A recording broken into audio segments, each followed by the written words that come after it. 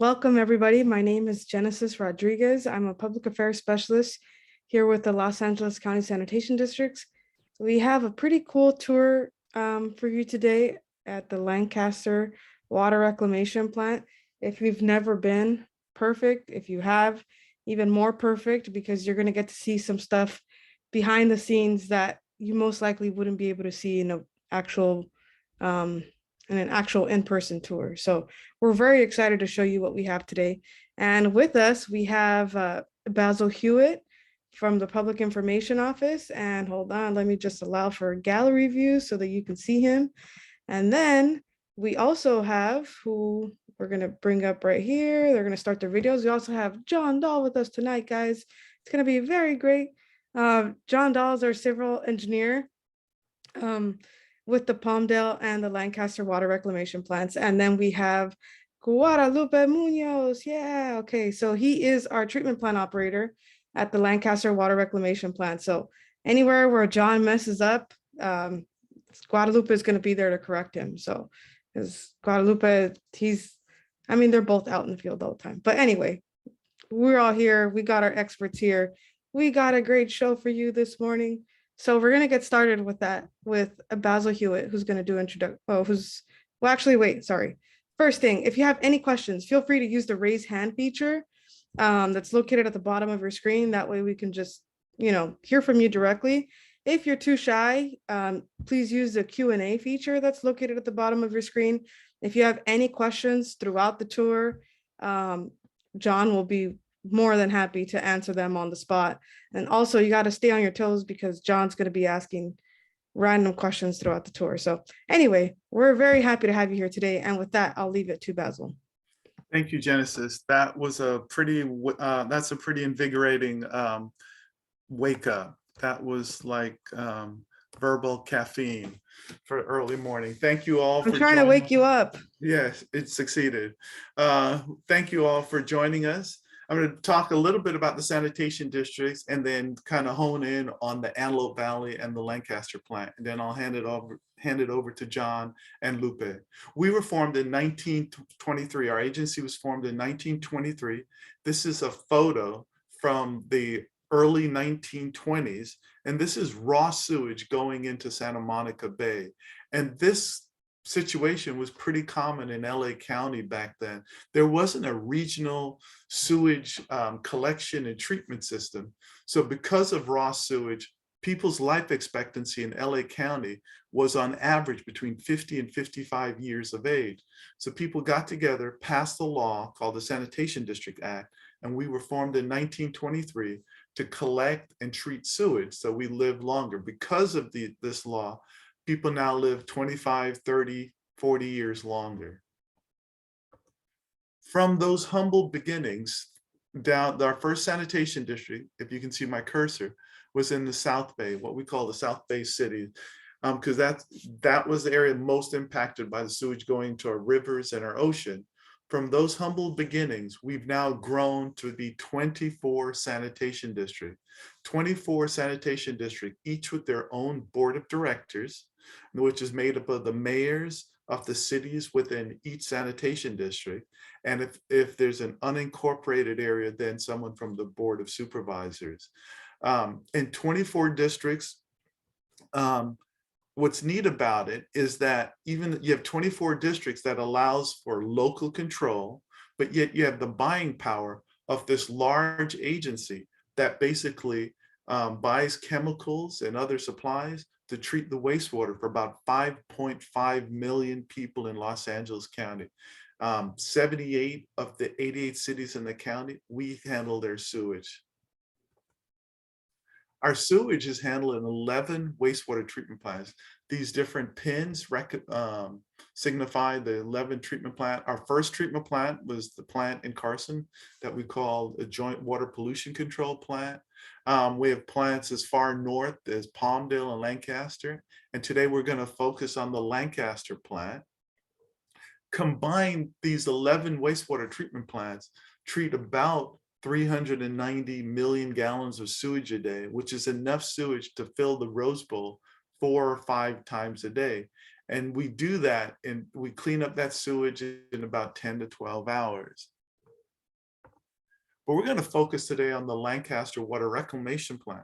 It's one of our 2 plants in the Antelope Valley. If you can see my cursor, here's Lancaster plant, Palmdale plant.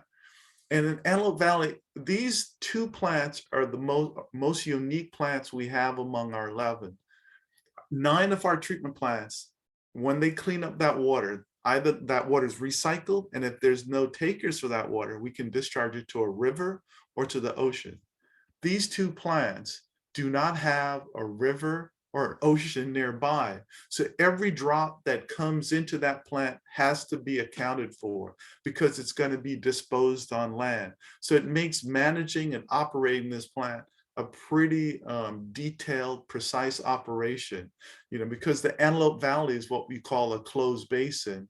And you can see the Antelope Valley on this aerial, and there's no river here. And in the Lancaster plant, when you put that water on the land, it all flows to Edwards Air Force Base, which creates a unique problem because that water could flood Edwards Air Force Base, creating problems for their operation. With that, I'm going to hand it over to John, who's going to talk specifically about the Lancaster plant, how they operate it, and then he'll hand it back to me where I talk about how we recycle the water. So take it away, John. Awesome. Thank you, Basil. I appreciate the introduction, and thank you everybody for joining us today. It's a beautiful day on Saturday morning, and we do appreciate the time that you're spending with us. So this talk is for you.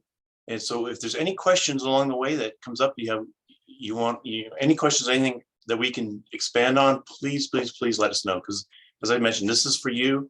We want you to get the most out of this. So I'm going to go ahead and share my screen with you guys.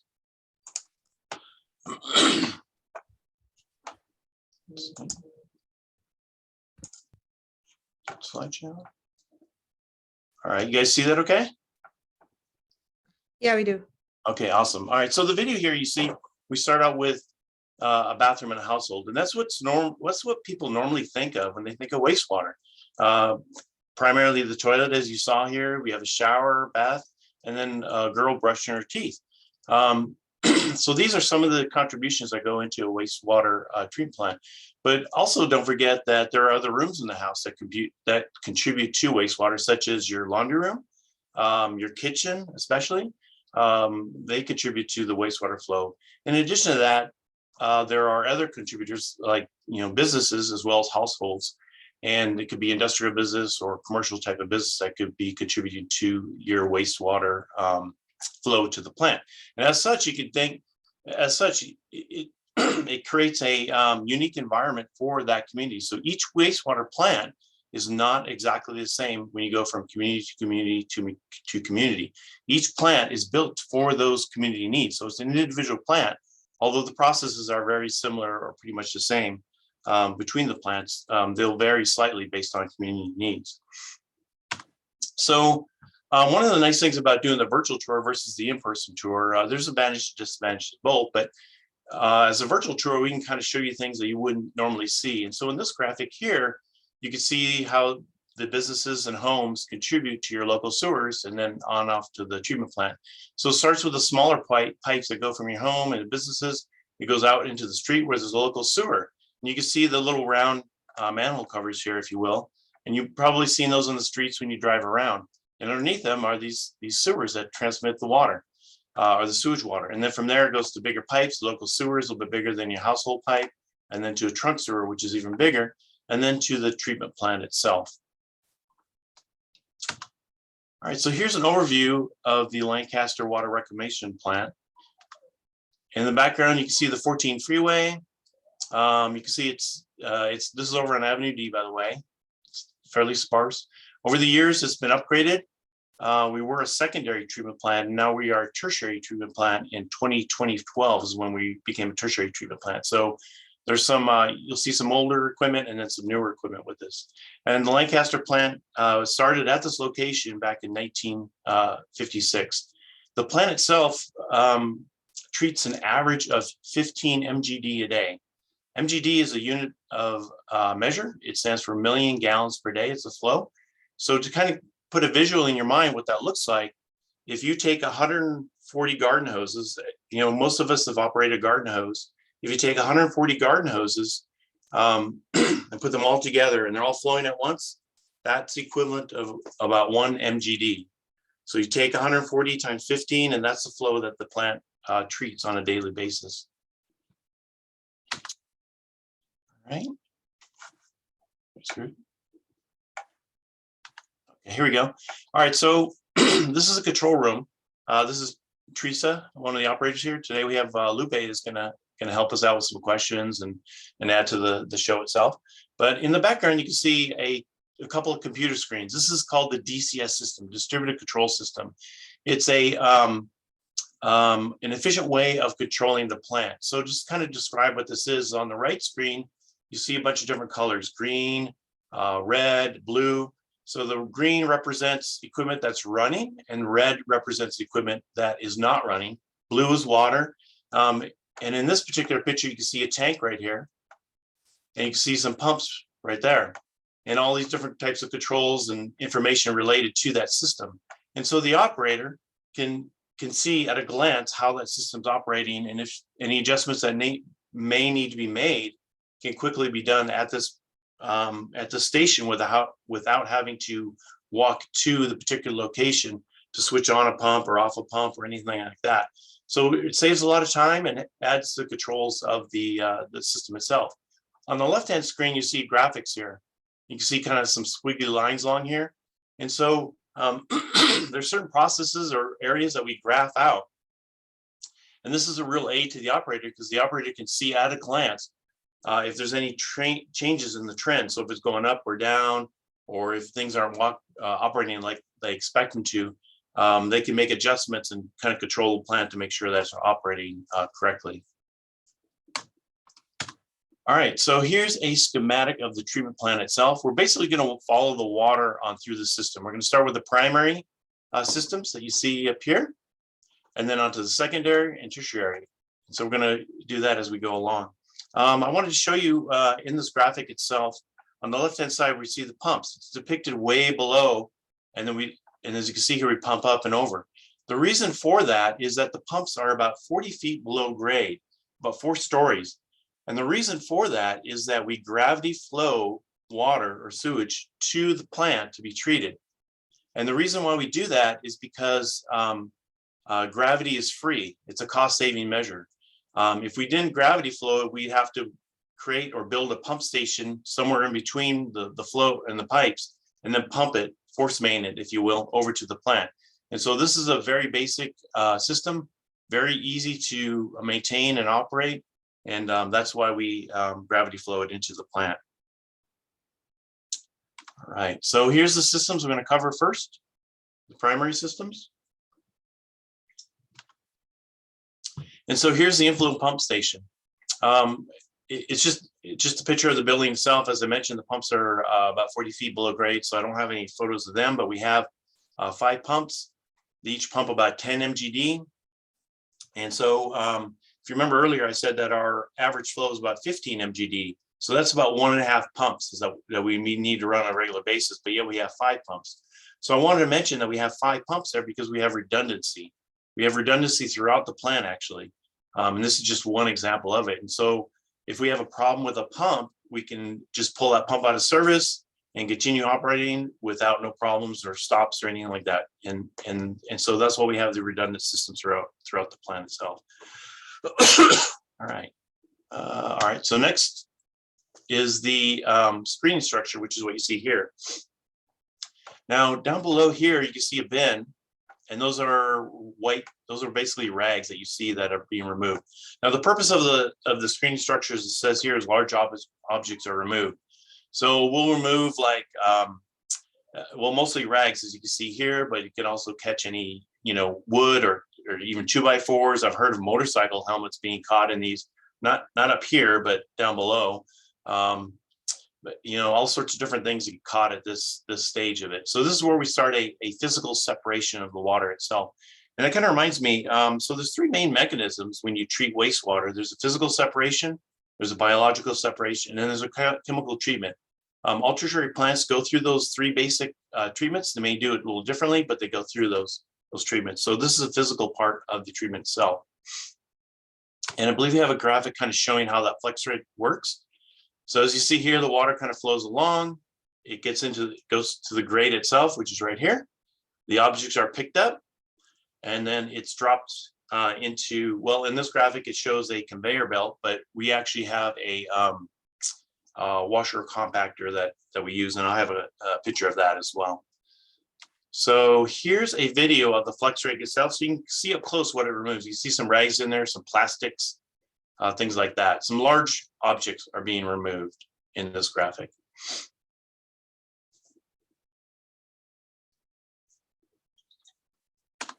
All right, so here's the screenings washer compactor that I talked about earlier. So it drops in here, it goes down in here, it gets ground up and gets pushed out this way and then on out. And that goes to the bins. Here's another picture of the bin. And so this is the point where we make a public service announcement about the flushable wipes. And so as you can see in the graphic here, the toilet paper on the left and the flushable wipes on the right. And the obvious difference here is that the toilet paper breaks up and it's getting broken up very easily in the water, whereas the flushable wipes are not. And so the flushable wipes create an issue. And you may recall I talked earlier about redundancy on our influent pumps. We got 5 pumps there. So what happens is that these flushable wipes can get into the impellers of our pumps. They clog up our pumps and lock them up. Now, when that happens, the DCS will pick that up and automatically switch to another pump. And then they'll call out, if it's after hours, they'll call out an operator will have to come in and then make sure everything's okay. But when that pump gets locked up, the maintenance has to pull out that pump. They have to clean out those flushable wipes that are wound up around the pump itself. And then a lot of times the pump will then require a rebuild. And so that's a cost on the plant itself, which eventually then gets passed on to us as the customers. And so this is why we always promote that we do not want you to flush, they call it flushable wipes down the toilet. Better way of disposing it is to maybe have a trash bin next to your toilet, and maybe throw them in there if you need to use them, or if you have baby and you're cleaning up the baby wipes, have I think they're called diaper genies. Throw them in a diaper genie, kind of protect it that way, and then throw it out. By not putting it down the drain, that helps protect our system. So this part where I also ask questions about what else shouldn't we throw down or flush down the toilet. We're allowed to go into our wastewater system. Anybody have any suggestions or ideas of things we shouldn't let go down the toilet? Put them in the chat.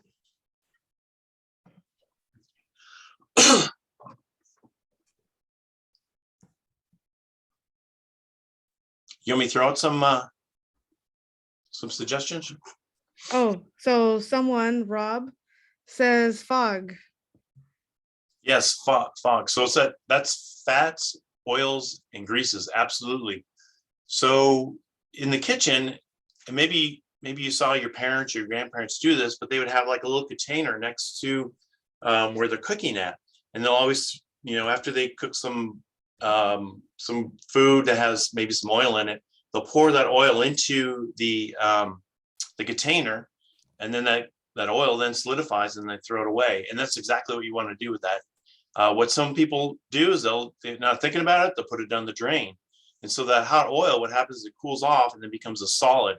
And then that solid then can clog up your pipes. I mean, at your house, it could actually do that. So you definitely don't want to do it, for sure, because then you have to call out a plumber and that's expensive. But we don't want it either, because that oil then gets into the wastewater system. It may bind up with those flushable wipes that you see here and create these fog balls, if you will. We haven't had so much of that as a problem here. We have a pretty robust maintenance program. You may see our trucks out on the streets. They're actually out there Monday through Friday, popping manholes, checking things, cleaning. So that way everything kind of flows. And up here in the EV, just to kind of toot our horn a little bit, or maintenance horn, I should say, they've done very well. We haven't had a spill due to a clog, and I can't even remember. So they've done a very good job up here. Are there anything else or any other items that you guys could think of that you shouldn't flush down the toilet or let into your wastewater system? I think that's all we got for now. So maybe I could put Lupe on the spot. Chemicals? Chemicals? Okay. Like what kind of chemicals? You talking like hazardous waste chemicals? Maybe? I don't know. It just says chemicals. So I'm kind of leading into, Yeah. yes, I'm leading into a program that the sanitation districts has. And Genesis, do you mind talking a little bit about that? Yeah, sure. Could you, I think you have the controls on your screen. Oh, do it? Okay. Yeah, move your cursor out. Do I stop sharing? No, not stop sharing. Just, I don't know why the video kind of like focused on your controls. But anyway, yes, we have the household hazardous waste program. It's pretty much collection events, free collection events of household hazardous waste and electronic waste throughout all of LA County. So all residents have to do is just drive up to one of our collection sites and we'll take it straight from there. We will literally take it from your trunk. This includes, and sorry, my dogs are in the background. So this includes fluorescent light tubes. This includes batteries. This includes, let's see, what else? Oh, paint. This includes paint, any old laptops, any old cell phones that you want to get rid of, but are too toxic to just throw in the trash. Come by and you can throw it away at any of our sites. Actually, in the Antelope Valley, we have a location in Palmdale that's open every first and third Wednesday of every month.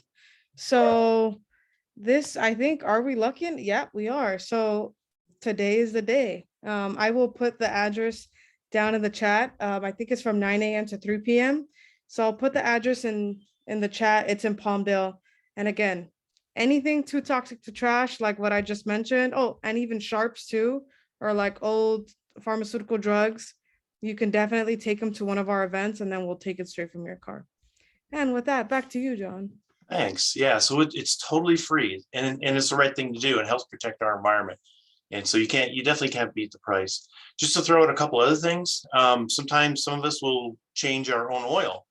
And in doing so, you can collect it in a bin and then take it back to, like, say, O'Reilly's or AutoZone, and they'll take it for free. So that's how you can get rid of that waste at no charge for you at all. Another item I want to mention is pharmaceuticals. So maybe you have some expired medicine that you want to get rid of. I mean, you know, the easy answer is to throw the pills down the toilet and flush it down, let it go. But that's not the best way of doing it. You don't want to do that. You actually want to take it back to a pharmacy and they will take it for free. So there's absolutely no charge. So when you take a trip to the pharmacy to renew a prescription, or if you just know you're going to be driving by a pharmacy, drop off your pharmaceuticals. They'll take it for free. So also, one thing I wanted to add, I meant to mention this earlier, is so as we go through this process, you see the wastewater and how dirty it looks. So a lot of people look at the wastewater and think, oh, that's disgusting water. It's actually not the water that's bad or disgusting. It's actually what's in the water. The water is just a conveyor of our waste. We use the water to convey the waste to the plant. And then at the plant is where we remove those wastes as we go along through the treatment process. And at the end of the day, we'll have nice clean water that we can reuse, beneficially reuse. And so so it's just something to kind of think about as we go through this process.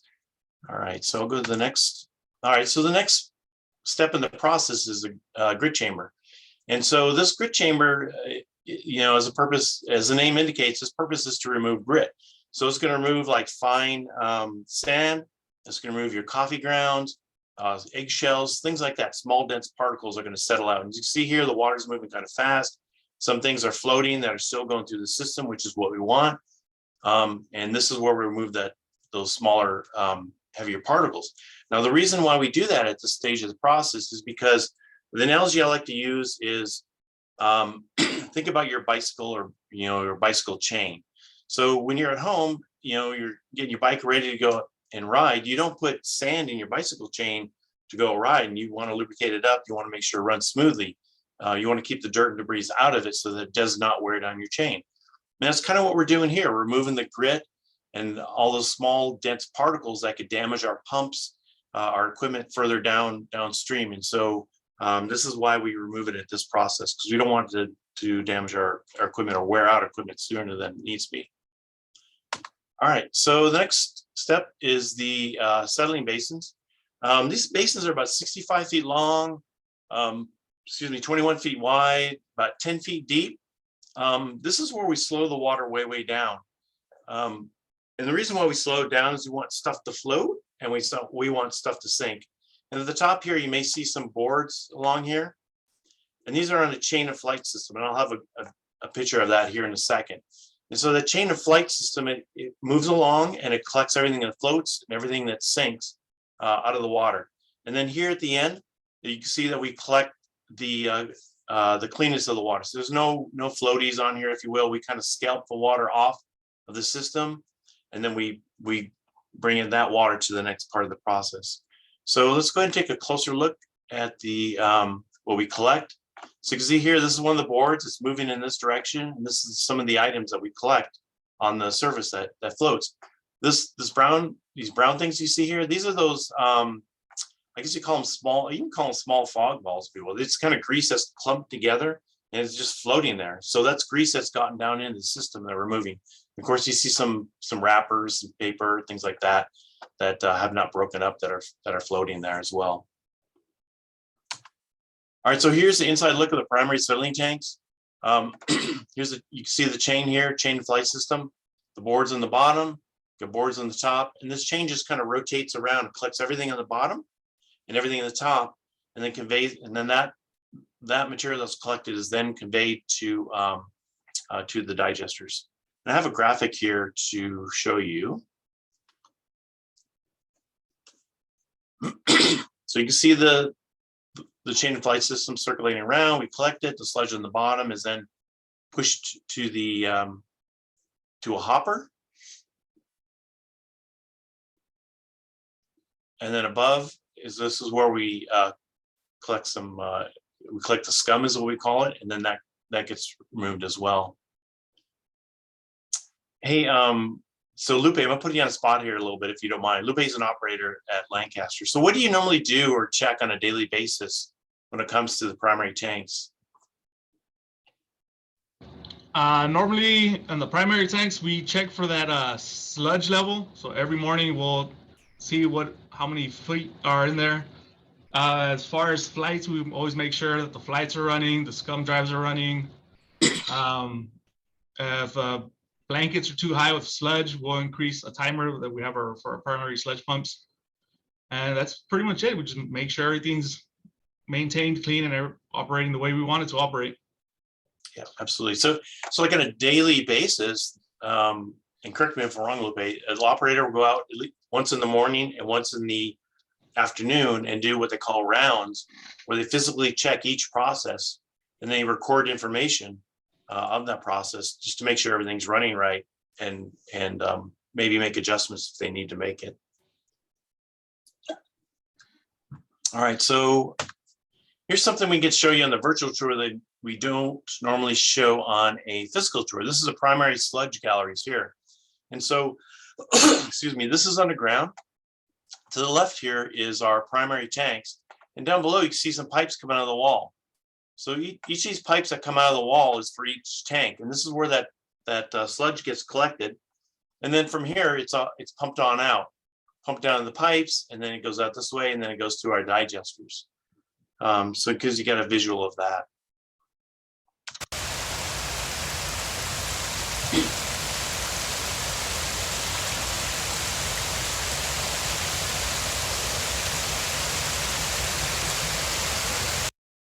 Yeah, this is just a video that we threw in of the water being collected at the end of the primary tanks. We thought we would show you guys. All right, so next we go to the secondary part of the processes. Now at this stage, we've done all the physical separation we can. So we've done the bar screens, we've separated out the grit, we did the primary settling tanks. So what we have left is dissolved waste in the water itself. And this is considered the heart of the treatment plant, the biological part of the process here. So so we're going to go through all of these. I just want to briefly talk about some of these pipes and where they go. So as we go through the process itself, you can kind of have an idea of what's going on. So we'll go through the biological process, and then we settle out the microbes at this stage. This is secondary settling tanks. We'll talk a little more about that. The microbes or bugs that they're commonly referred to are settled out, and then they're either returned back to the biological tanks, or then they're pumped to dissolved air flotation tank, where we remove excess water, and then onto the digesters, and then centrifuges on it, and then out from there. Here at Lancaster, we do what they call an NDN process. It's a nitrification denitrification process. And we do that process to remove the ammonia that is in the water. So we want to remove the ammonia because it's considered hazardous to, or poisonous, I should say, to the aquatic environment. It's a pollutant in the water, so we do want to remove it. And through this NDN process, we convert that ammonia to nitrite, then to nitrate, and then onto a nitrogen gas. And that's done through the microbes. So as the microbes do this work for us, they transform that waste into a different, transform that waste all eventually to nitrogen gas. And so as such, you'll see in the tanks that some tanks are what we call anoxic zones, meaning without oxygen being applied. Some tanks you see a lot of bubbling, and those are the tanks that we add air to them. And so we're conditioning or selecting for certain microbes to be in certain areas to thrive, and then so that way we can do the conversions that we need done in the particular order that we want it done. So, okay, so all right, so here's the secondary treatment. Oops. Here's a video, and you can see here where we're adding air, and on the tank on the left, there's no air. That's one of our anoxic tanks. This is a aerated tank. So the water basically comes in and kind of serpentines around these tanks, and the water spends about 4 hours in the system, just to give you an idea. 4 hours.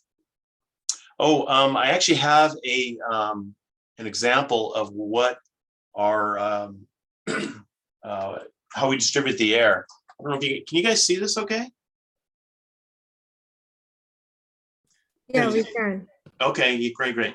So this is a disc right here, and if you're on a physical tour, we normally let people handle this and kind of see what it is, and it feels very much like a pumice stone, but it's porous. So what happens is that the air is pumped in these pipes, and by the way, this unit, there's hundreds of these below the water level, and air is pumped to this, and then air is distributed out of the pumice, or the stone itself, I should call it pumice stone, but although it feels like it, but it's distributed out. And this is a fine bubble, what we call fine bubble diffuser. And the reason why we use fine bubbles is that we want to transfer as much oxygen as we can to the water. Oxygen likes to be in air, it does not like to be in water. And so by having the small bubbles, what that does is that creates a lot of surface area, which then helps to transfer that oxygen to the water, so that the microbes can use it for their use. And so it's kind of a cost savings measure. Years ago, we used to use coarse bubbles, where we just coarse bubble, air up. And the sanitation district did some research and discovered that, hey, if we go with fine bubbles, we can really save some money at the plant itself. And so that's why we went to the fine bubble diffusers years ago. All right, so I think I have another video.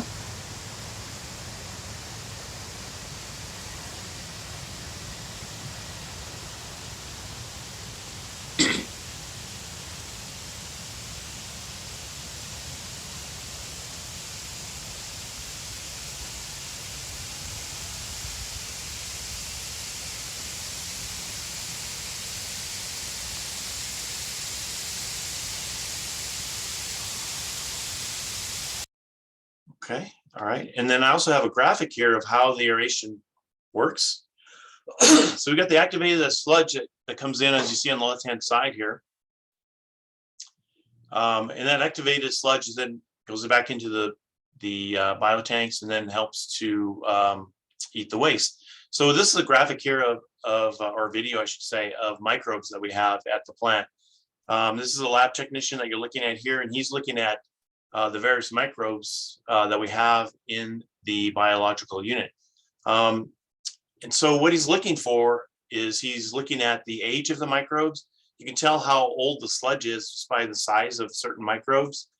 He's also looking for diversity of the microbes. So analogy I like to use is if all of us went to a buffet, right? We all like different things. Like there could be pizza there, there could be, tacos or salad there, right?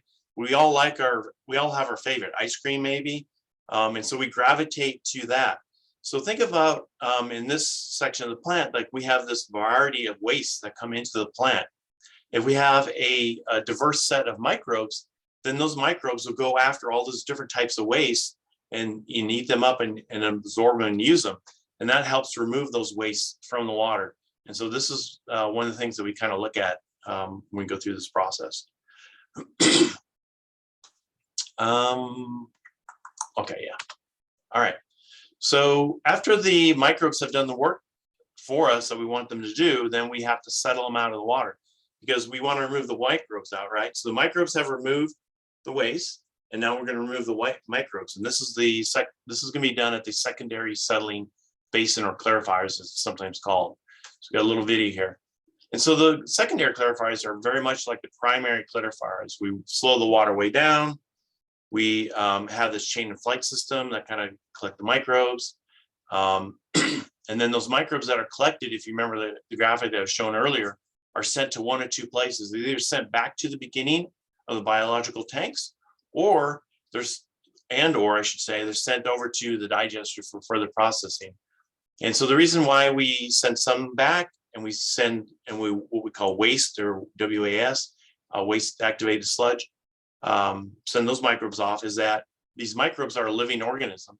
They have food, we give them air, they're very comfortable, they procreate.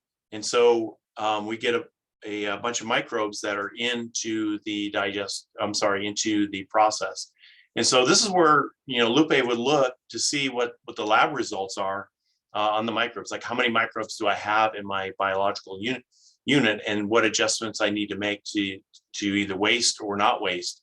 We want to hit a certain number of microbes in the biological unit. If we go too high, our efficiency goes down. If we go too low, you don't get the removal either that we're looking for. And so, and when we send microbes back to the biological tanks, by the time they get back, they are very, very hungry because they spent about 2 hours in the settling tanks and then are pumped back. And so by the time they get back to the biological unit, they're very, very hungry. And they'll just eat the food up, which is exactly what we want them to do. Hey, before we go any further, Lupe, I'm going to put you on the spot again. What do you look for when it comes to managing the biological units? Like, what kind of adjustments do you do, or what do you look for on a daily basis? So for the aeration tanks, you want to look at how the water looks. You kind of want to look at the water. Once you've been there for a while, you start noticing in certain areas it looks more like paint. That indicates a pretty good amount of solids. As far as the settling tanks, you want to look at your blankets. So we have blanket indicators. They go from 4 to 6. Normally we like to operate somewhere in between 3 to 4 blankets. So we have a 6-footer that's pretty high. So we will adjust the ratios on how much we're sucking out of each tank. And we'll also look at the lab results to let us know what our solids are. But that's normally what we're looking at. You just got to keep an eye on the water. So obviously, as you gain experience, you could tell just by looking at a process to see that, hey, it's a little bit off. Maybe I need to make some adjustments here or there. And that's where that experience comes in, it sounds like. Yeah, correct. You want the water to kind of look painty in certain areas, but if it looks too painty, you might have too many solids. You can even tell with the air bubbles.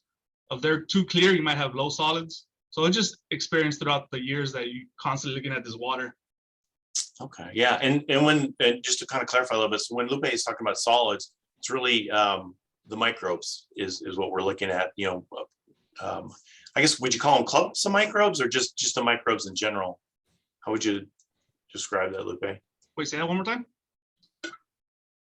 So when you're talking about the solids, well, in this particular part of the process, we're really talking about the microbes. Yes. Yeah. So, okay. All right. And here's the inside view of a secondary clarifier. You can see it's very much like the primary clarifiers. You got the chain of flight system, chain along here, boards here, and it rotates up and down. and collects everything that we may have some scum that may be floating on top, but it collects the microbes that settle out in the bottom. Oh, and so, just kind of mention, excuse me, it's good that the microbes are just a hair heavier than water, and we can get them to settle out. And so, just by being a little bit heavier in water, they settle out in this process. All right, so I think we might have a video here. Yes, we do. I thought we had sound, but I guess not. So here at the end of the clarifiers, you can see this long channel, and they have these like alligator looking teeth that are running along this channel as collecting water. And so the reason why this is built the way it is that we want to slowly scalp off the water, is to not create any eddies or currents or flows in the tank itself. We want things to settle out, so we want to slow it down as much as we can. And this is something that we use at the plant to help with that goal. All right, so this is the picture of the DAF right here. These are the tanks of the DAF, and I have a video here to show you. And so this is where the waste activated sludge goes, or excess microbes that we don't need or want in our system. And so we bring them to the DAF, and this is where we remove excess water. And the reason why we remove excess water is that we don't want to pump that water to the digesters, which is the next step that we go to. We want to only pump as much of the solids that we can to the digesters, because we don't want the digesters' room to be taken up with the water. We prefer the sludge to be in there to be processed. And so this is what the purpose of this particular part of the process itself is. And so here's a video of it working. So how the DAF works is that you have this large tank, and then they'll inject small bubbles down below, and that'll kind of grab the solids themselves, if you will, or kind of push the solids up. And so when they get this top like this, then this rake goes around and it collects the solids and it drops it into a trough, which then it's pumped over to the digesters for further processing. All right, and so here's a picture of our digesters. Got a bunch of digesters out here, and the digesters, you can see there's a bunch of pipes on these digesters. And these pipes do different things. Some of them, well, let me back up a second. So the digester itself is very much like your stomach. It's about 98 degrees. We bring in food, it produces gas.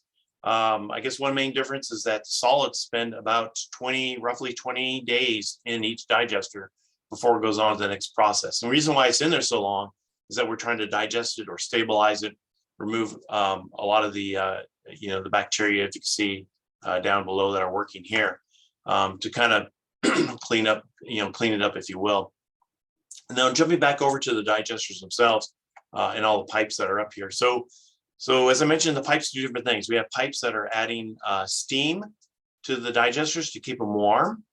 There's pipes that are collecting gas off of the digesters. We produce methane from this process. The methane is considered a greenhouse gas, so we can't just release it. We do have to destruct it before. So the way we destroy it is that we'll send it to flares and we'll burn it, and it destroys the methane, and it's no longer considered a hazard to the environment. Also, what we do with the gas is we use it in our boilers. So it's beneficially reused in our boilers, which is then used the boilers then produce steam, which then heats the digester. So it's sort of an efficient way of keeping the digesters warm. So there's also pipes that pump in solids, pipe to pumps out solids, gas, all that stuff here. All right, so going on to the next process. So from here, then we send the digested sludge to the dewatering building, which is right here. So these are centrifuges that you're looking at here, and they work very much like they work very much like a washing machine, except much faster. So the solids will go in, and we spin it around at a really high rate of speed, and it'll take out the water. And so we do this for two purposes. One reason is that we're trying to do volume reduction. So the water takes up space. We want to remove that water so we have more condensed solids for storage, and we're not storing just water. That water that's removed is called centrate, And the centrate is then put back in the front of the wastewater treatment plant for processing. So it circulates around. The solids themselves are then separated out. And then from there, they go to a composting agency or composter. The second reason why we dewater is it's a cost savings measure. So when we ship out the biosolids to be further composted and beneficially reused, that costs money to ship them. And so we don't want water in there because water's weight, water costs money to move. So we'd rather have as much solids as we can.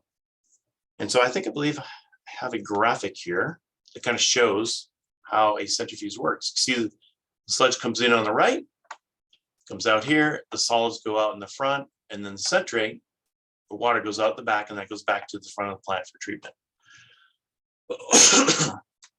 All right, so here's a video I have of the solids themselves. You can see we have a bunch of solids that are stored already. And this is outside the building. This is where the centrifuges are operating. They're dropping, or they're sending out the solids. So just to kind of describe what this is like, the solids is very much like that. I think it's kinetic sand that some kids play with. It feels kind of dry, but it's not. But you can manipulate or move it. It's also kind of like Play-Doh. If you were to squeeze it, it's kind of squishy. As you can see here, I'm trying to get a close-up view of it so you guys could see it. Yeah, so that's what the solids look like. And as mentioned there, from here, then we go on to get it composted. And so we send it out to a composter. They further stabilize it. And then it's used at a, it's used for non-fodder crops like growing cotton, for example. So it's beneficially reused. All right, so next we have the tertiary system. So we've covered all of this. We've gone to the centrifuges, and now we're going to jump back over here to where the water goes. So the water that's removed from the secondary settling tanks are then brought over to an equalization basin, which also works at the gravity filters over here. So we'll talk about that, chemical treatment, and then it goes on down from there. And we'll talk about the reservoirs here also in a second.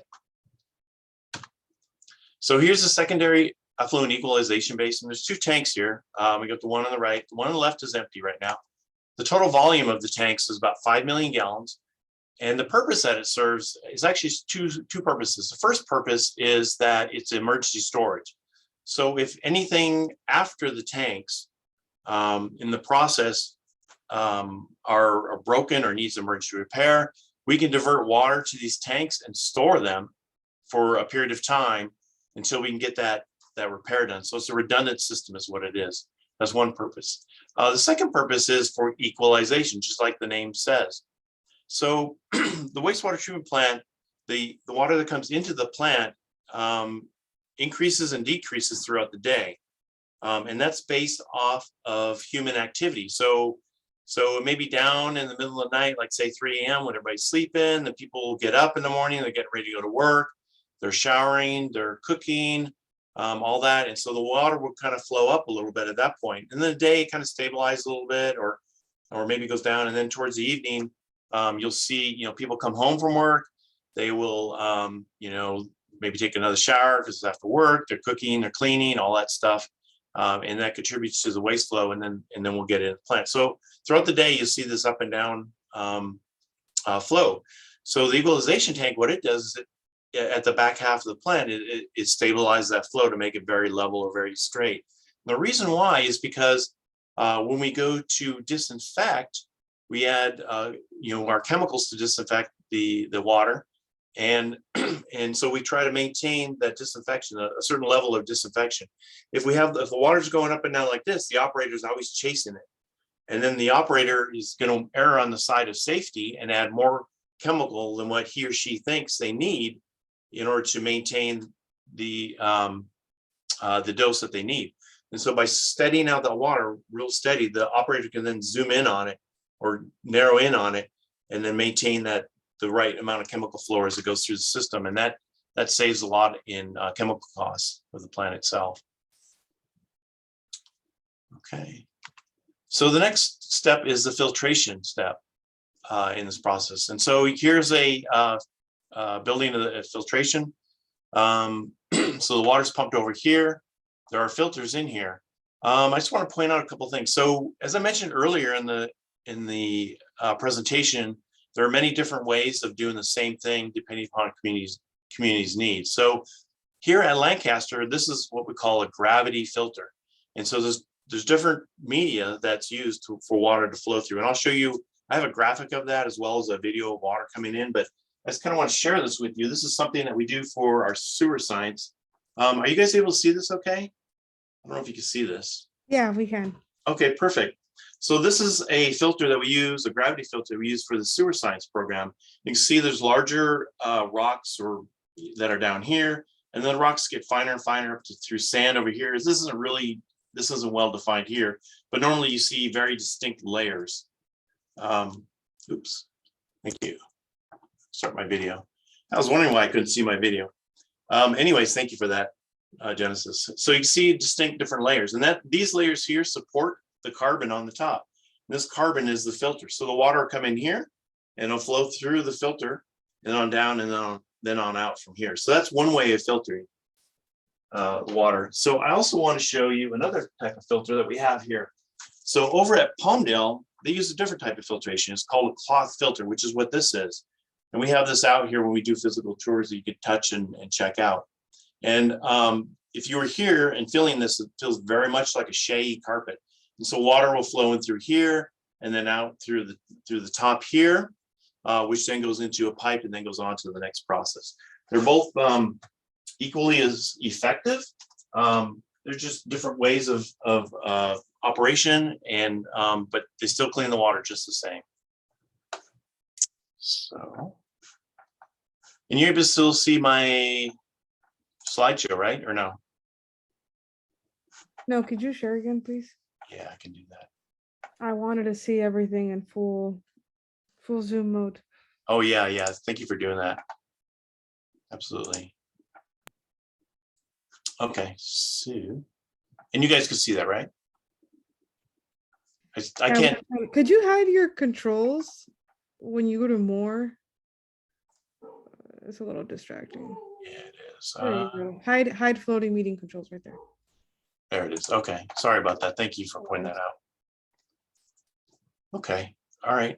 So here, okay, so here's the gravity filters. See here. All right, so here's a video of. Well, I had a video. Here we go.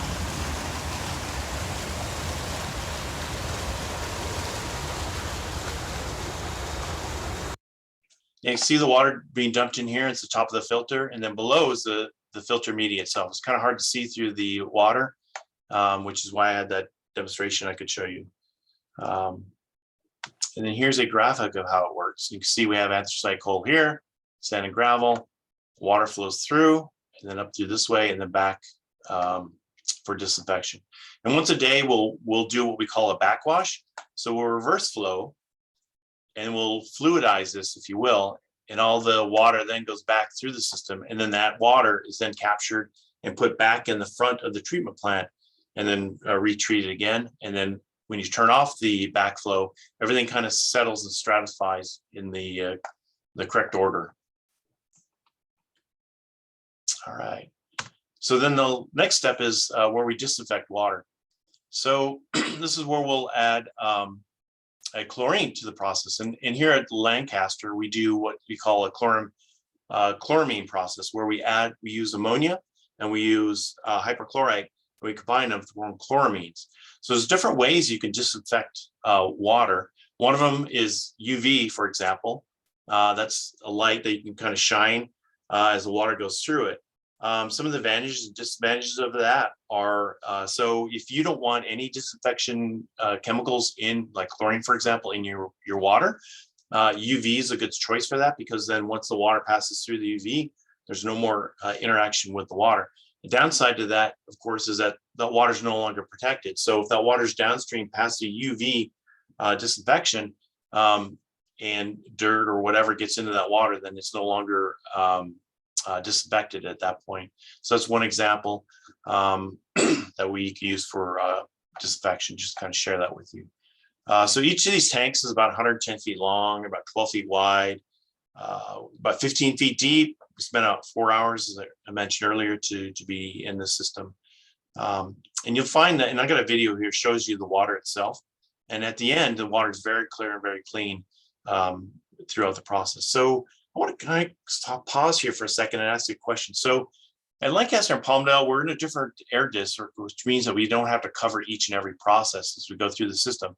So per regulations, we're actually not required to have these covers over the chlorination process. So I wanted to ask you guys, why would you think that we would spend the extra money, if you will, to put these covers on this particular part of the process? Anybody want to take a guess?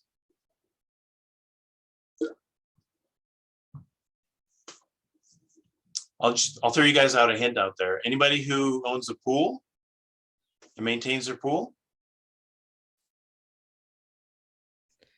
We No? got no guesses. We're stumped. Okay, you guys give up too easily. So the reason why we have it covered, it's actually a cost savings measure. Oh, wait, Oh. wait. We got one from Catherine. Okay, Evaporation. I'm sorry, operations? Evaporation. Evaporation. That could, I mean, that is a benefit to the cover itself, but it's not the primary benefit. So the primary benefit, go ahead. Sorry, one last one. No. So then another one is it helps process more efficiently. That is true. Yes, it does help the process more efficiently. In terms of efficiency, it's actually a chemical savings on it. So when you add the hyperchlorite, which is basically bleach, you're adding bleach to the system.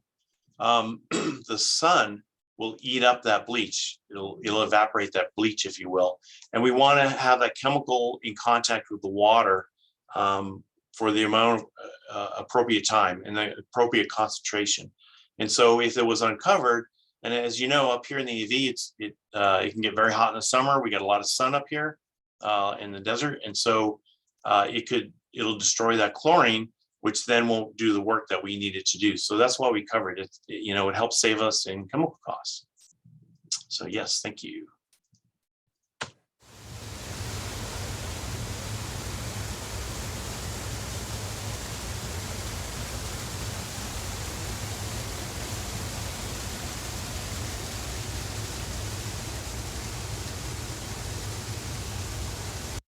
Yeah, so that's a video of the water coming out of the chlorination process. You can see it's very, very clean. And here's a photograph of the what the water looked like as it comes into the plant. This is grabbed over at the beginning, and this is the water that comes out of the plant. You can see it's a huge difference. As Basil mentioned earlier in the presentation, it takes about 12 hours to do this. So so now we have this clean water, which is then beneficially reused. And with that, I'm going to go ahead and turn it over to Basil, which will continue on the presentation. He'll talk a little bit more about that piece of it. Thanks, John. And let's make sure. I think everyone can see my screen. I will hide controls. So it goes back to the challenge for John and Lupe and all the men and women at the Lancaster plant. You can see from this aerial shot, here's the Lancaster plant right here. There's no river nearby. There's a dry wash called Amargosa Creek. That's a net. So basically that floods or has water whenever it rains. And historically, Amargosa Creek would flow onto the Rosamond dry lake bed that you see here. This is 23 square mile dry lake bed. And it happens to be on Edwards Air Force Base. And the Air Force uses these there's about 3 dry lake beds there, and they use those for emergency landing of different experimental vehicles. And the largest one on the lake on Edwards, that's where the shuttle used to land when they couldn't land in Florida. So as the population in Antelope Valley grew, we had more water coming to our treatment plant. And working with Edwards, we wanted to make sure it didn't flood Rosamond dry lake bed. So in the early 60s, we built a dike called Sea Dike that you see, if you can see my cursor. And what that did, it held back the water that was coming out of the plant back in the day.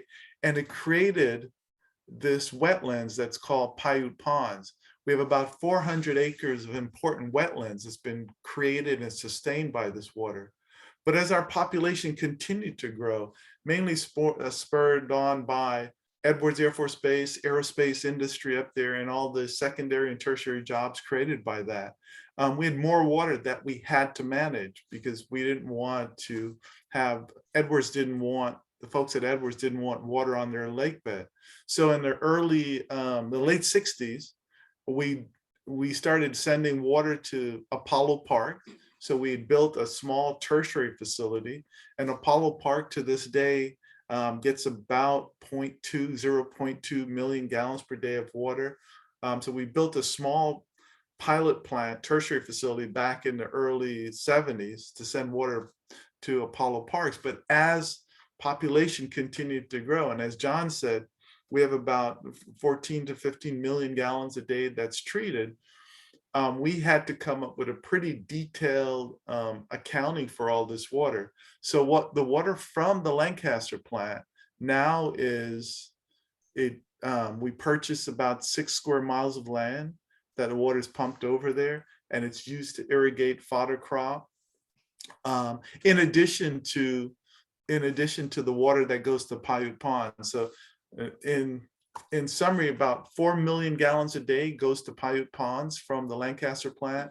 About 7 million gallons per day goes to agricultural irrigation, and then the rest to Apollo Park.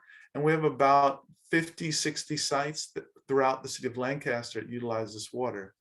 So let's look at a closer look at some of the uses. So here's Paiute Ponds. It's a pretty spectacular place, especially this time of year, when it's migratory bird season. When you go there during April and May, you'll see thousands of different varieties of birds migrating through, or some that are local. I mean, it's just a wonderland for birders, and it's located on Edwards Air Force Base. It's pretty spectacular. Recycled water, as I mentioned earlier, goes to Apollo Park.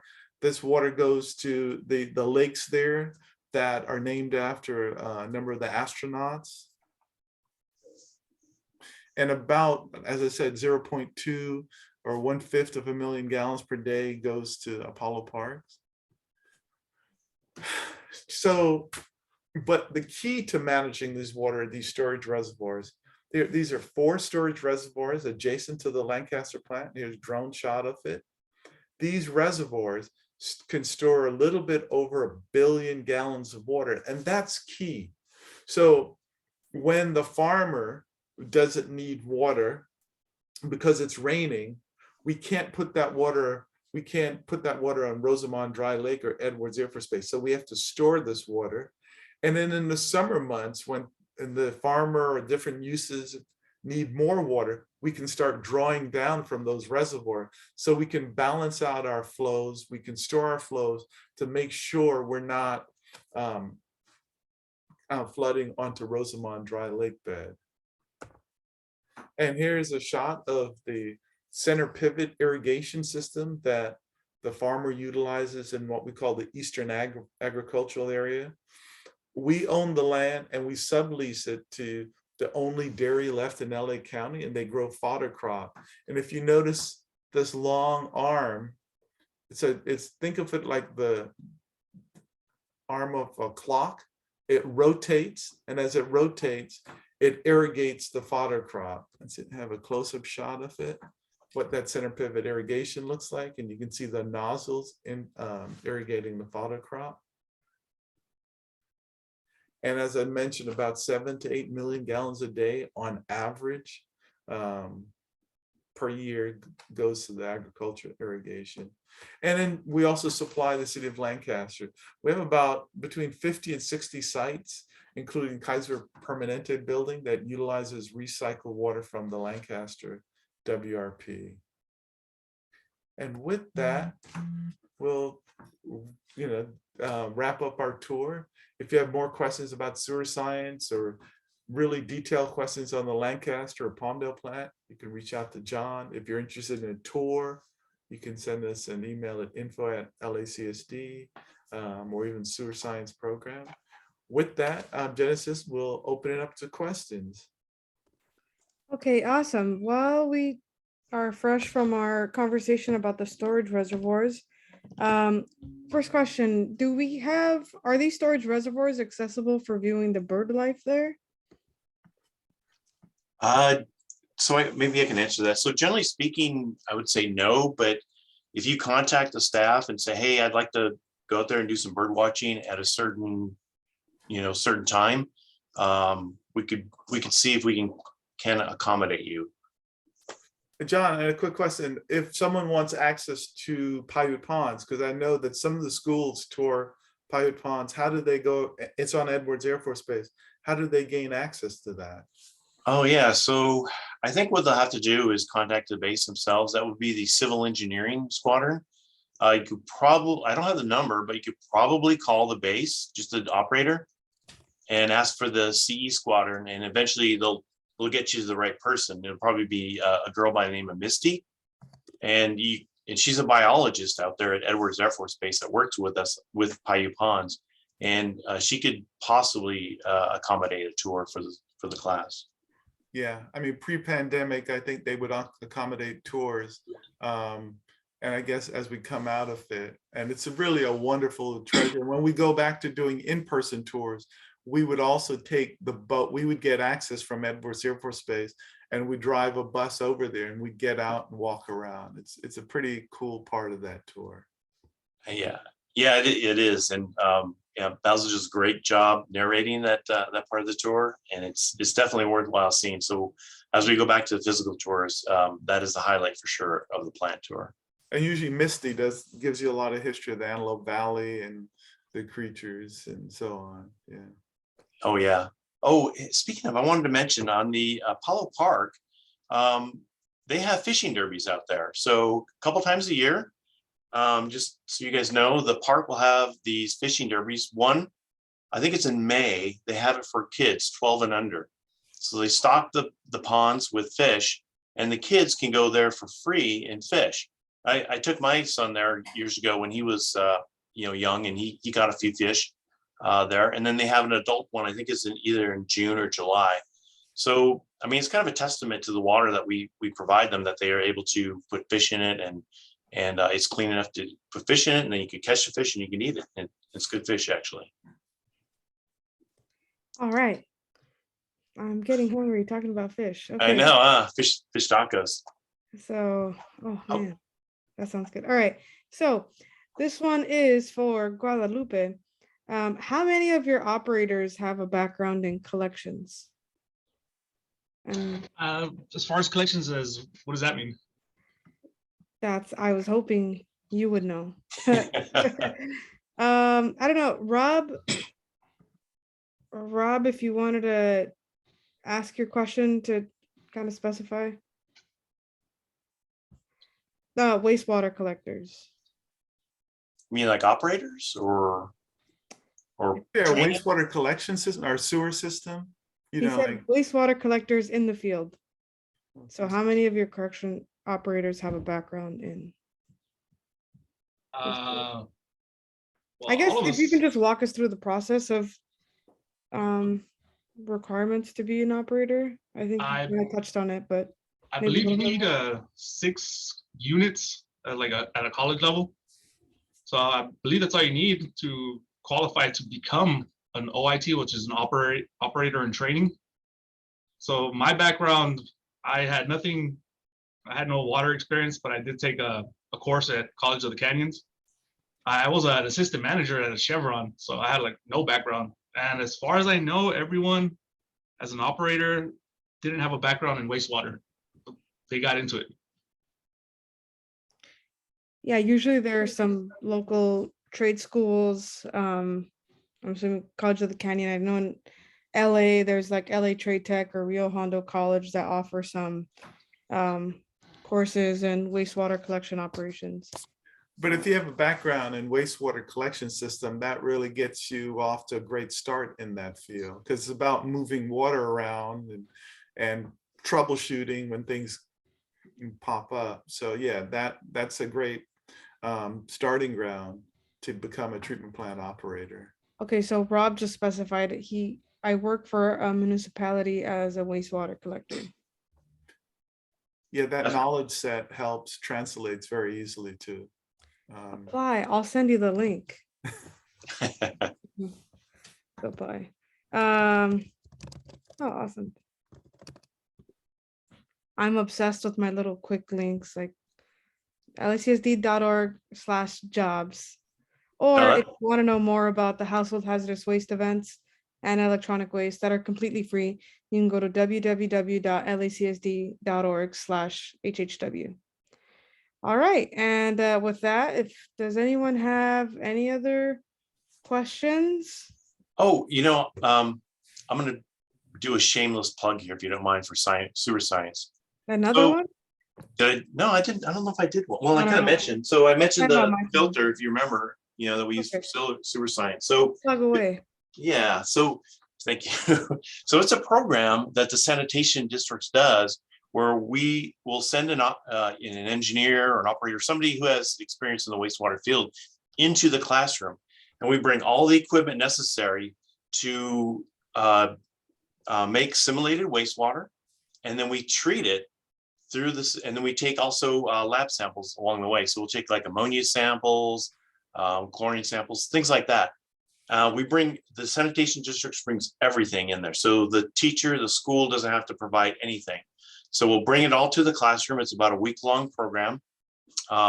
And we offer this to, any of the schools that are interested. So if you're a teacher, or if you want it for your school, you're a student, or you have a son or daughter that's a student that may be interested in something like this, have them shoot a request to the sanitation districts that we can get you on the list. It's a very popular program.